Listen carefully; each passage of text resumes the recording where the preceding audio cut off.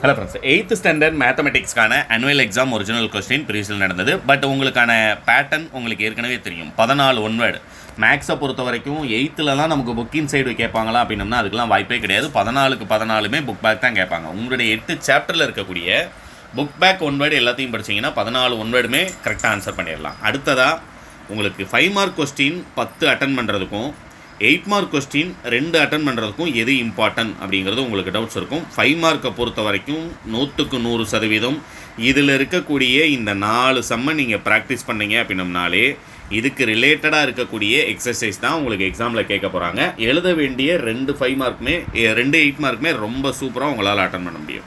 புரியுங்களா? அதனால் இதை உங்களை டவுன்லோட் பண்ணிக்கோங்க. இல்லை எனக்கு வேறு டிஸ்ட்ரிக்டில் இருக்கக்கூடிய ஒரு கொஸ்டின் அப்டேட் பண்ணுங்கள் சார், நான் அதுலேயும் செக் பண்ணிக்கிறேன். நீங்கள் 10 கொஸ்டின் டவுன்லோட் பண்ணீங்க அப்படின்னாலும் கண்டிப்பாக இதே சம் மட்டும்தான் இருக்கும் உங்களுக்கு. புரியுங்களா? அதனால் இது மட்டுமே ப்ராக்டிஸ் பண்ணால் போதும் ஆனுவல் எக்ஸாமுக்கு. அடுத்தது பார்த்தீங்க அப்படின்னா 5 மார்க்கை பொறுத்த வரைக்கும் இதுலேயும் ரிப்பீட்டட் எது அப்படிங்கிறத நான் உங்களுக்கு சொல்லிடுறேன். ஃபஸ்ட்டு பார்த்தீங்க அப்படின்னா விகிதமுறை எண்களை ஏறுவரிசை இறங்குவரிசை எழுதுதல் ரொம்ப சிம்பிளான கொஸ்டின். ஒரு 5 மார்க் சூப்பராக வாங்கிடலாம். இதை ப்ராக்டிஸ் பண்ணிடுங்க. அடுத்து பார்த்தீங்க அப்படின்னம்னா வர்க்க மூலத்தை நீள் வகுத்தல் முறையில் காண்க. 2வது. 3வது பார்த்தீங்க அப்படின்னம்னா ஒரு வட்டக்கோண பகுதியின் ஆரம் 21 சென்டிமீட்டர், அதன் மையக்கோணம் 120 எனில் அதில் விண்ணின் நீளம் பரப்பளவு சுற்றளவு காணுதல். அடுத்தது பார்த்தீங்க அப்படின்னம்னா உங்களுக்கு கொஸ்டின் நம்பர் 35.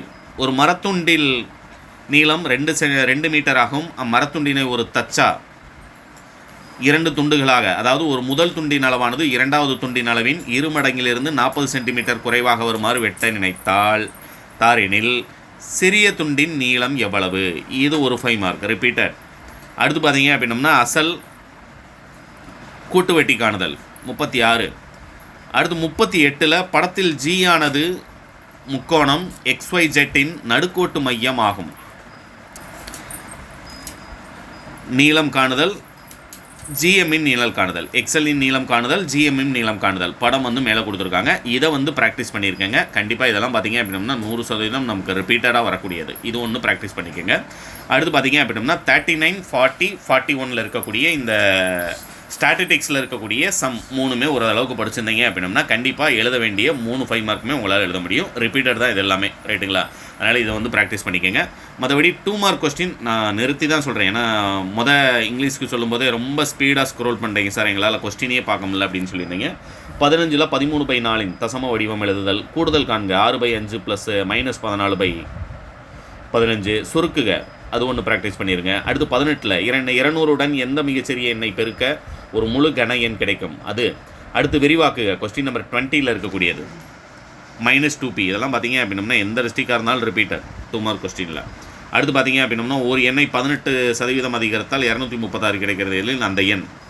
அடுத்து பார்த்தீங்கன்னா 24 படத்தில் XYயின் மதிப்புகளை காண்க. இது நமக்கு ரிப்பீட்டட் கொஸ்டின். இதை டவுன்லோட் பண்ணுறதுக்கான லிங்க் டிஸ்கிரிப்ஷனில் கொடுக்குறேன், டவுன்லோட் பண்ணுங்கள். இங்கிலீஷ் மீடியம் ஸ்டூடெண்ட்ஸ்க்கு வீடியோ தொடர்ச்சியாகவே அப்டேட் பண்ணியிருக்கேன். சேனலுக்கு பின்னால் போனீங்க அப்படின்னா அதுக்கான வீடியோவும் உங்களுக்கு கிடச்சிடும். தேங்க்யூ.